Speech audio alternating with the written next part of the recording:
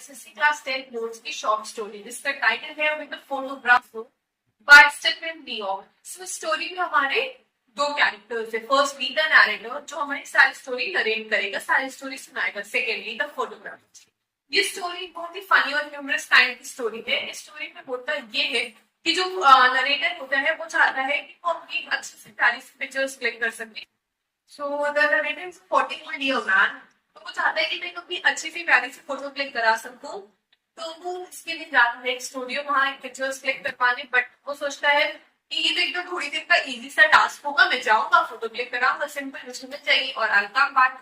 But उसका वहीं से ही स्टार्ट होता है प्रॉब्लम।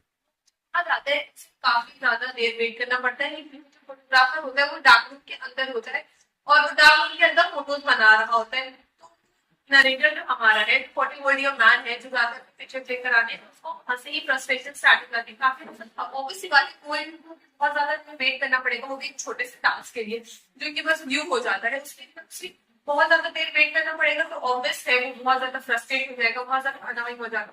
तो खैर वो वेट करता है। फिर फाइनल उसको इंस्ट्रक्शन देता है इसमें बहुत ज्यादा फ्रस्ट्रेट करेगा कि ऐसा हो तो फॉर एग्जाम्पल अपना शोल्डर से थोड़ा वेट करा रहे हो, ठीक है, पर इंस्ट्रक्शन तो इंसान फिर भी कहेगा ठीक है चलता है, ये इसका काम है। बट वो उसके बारे में अलग अलग अजीब अजीब बातें कह रहा था, जैसे अरे इसके कान कितने बड़े हैं, इसकी आंखें कितनी स्ट्रेंज हैं, इसका मुंह कैसा है, मतलब डिस्क्रिमिनेट कर रहा था उसके बारे में। बहुत ही अजीब अजीब उसके दिमाग से अजीब स्ट्रेंज दिमाग दे रहा था जिससे वो और अनकंफर्टेबल हो रहा था। सो वो तो इतना ज्यादा उसको एक्सपेक्ट कर रहा था, फिर भी वो उस हद तक कर पा रहा चलो ठीक है इसका काम है, ठीक है कर रहा इंस्ट्रक्टेड छुट्टी। बट वो स्ट्रेंज दिमाग देने लगा। फोटोग्राफर जो है हमारे नरेटर की स्ट्रेंज दिमाग देने लगा कोई कि अरे इसके कान कितने अजीब से हैं, इसके मुंह कितने अजीब से हैं, इसकी आंखें कितनी स्ट्रेंज है, अलग अलग तरीके के फेसेस बनाना। मतलब वो ऐसा प्रिटेंड करना चाह रहा था कि ये एकदम अगली काइंड ऑफ पर्सन है और वो मतलब चाहता था कि इसको वो पूरी तरीके से चेंज कर दे। फिर एट लास्ट कैसे कैसे करके पिक्चर क्लिक हो जाती है, नरेटर चला जाता है। फिर आफ्टर 5 days नरेटर वापस आता है अपनी पिक्चर कलेक्ट करने के लिए। जब वो अपनी पिक्चर देखता है तो वो इतना ज्यादा फोटोग्राफर उसको एडिट करके रखता है कि वो अपने आप को पहचान ही नहीं पाता नरेटर की यानी कि मेरी पिक्चर है। तो बहुत ज्यादा गुस्सा हो जाता हो, वैसी बातें कोई भी गुस्सा हो जाए। तो जब उसको जाके कहता है कि अरे यार ये तो मेरी पिक्चर है ही नहीं, तो बोलता है कि ये ऐसे ही हो जैसे तुम दिखते हो।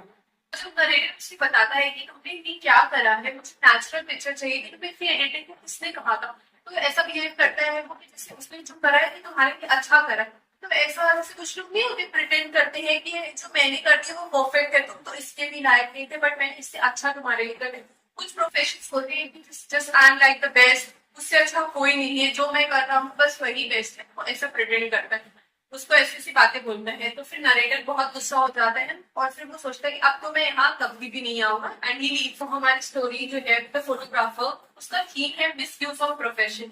जैसे कि मिसयूज ऑफ प्रोफेशन हम इसमें ये देखते हैं कि जो हमारा फोटोग्राफर होता है वो एज ए डिक्टेटर के जैसे वो अपने आप को रिप्रेजेंट करना चाहता है। मतलब वो ऐसा प्रिटेंड करता है कि जो मैं कह रहा हूँ वही सही है और you have to accept that thing. तो इसमें मिसयूज ऑफ प्रोफेशन का गलत इस्तेमाल कर रहा है।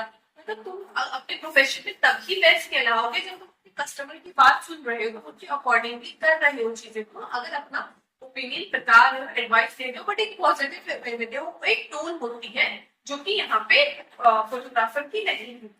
दूसरी हमारी थीम आती है लॉस ऑफ इंडिविजुअलिटी।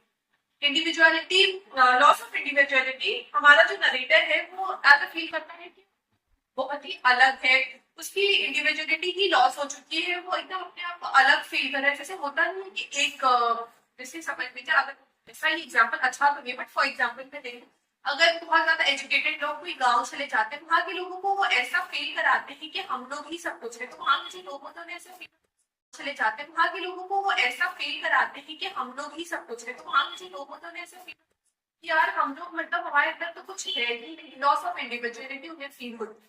तो जस्ट लाइक दैट वो नरेटर को फील हो रहा था उस वक्त जब वो अपनी पिक्चर देखता है और वो फील करता है कि अरे यार ये तो मैं हूँ ही नहीं, मेरी कोई भी फीचर इसके अंदर नहीं।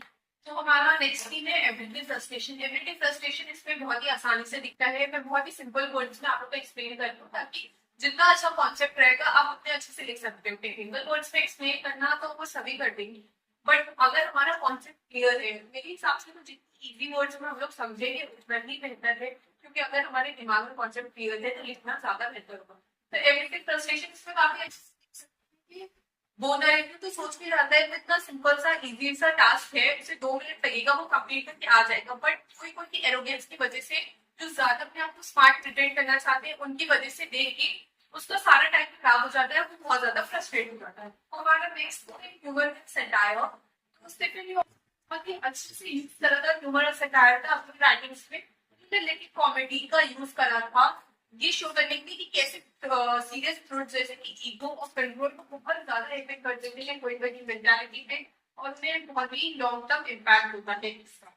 तो ये हमारी चीज, तो हमें इस स्टोरी से क्या समझ में आया, हमें इस स्टोरी से ये समझ में आता है, मॉरल ऑफ द स्टोरी ये है कि परफेक्ट प्रोफेशन, एक अच्छा प्रोफेशन वही होता है जो कि अपने कस्टमर्स को, अपने क्लाइंट्स को इम्पोर्टेंस दे, प्रायोरिटी दे, उनके हिसाब से सुने, जो कह रहे हैं वैसे ही वो करें। सेकेंडली, हमें अपना ओपिनियन कोई के ऊपर डालना नहीं चाहिए, जो हम कह रहे हैं वो ही सही, you have to do that only.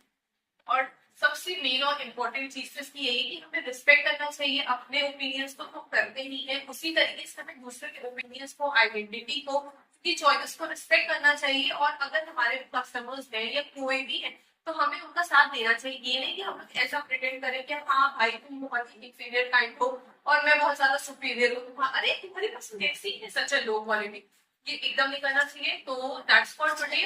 अब नेक्स्ट वीडियो में हम लोग नेक्स्ट शॉर्ट स्टोरी कंप्लीट करेंगे। Thank you.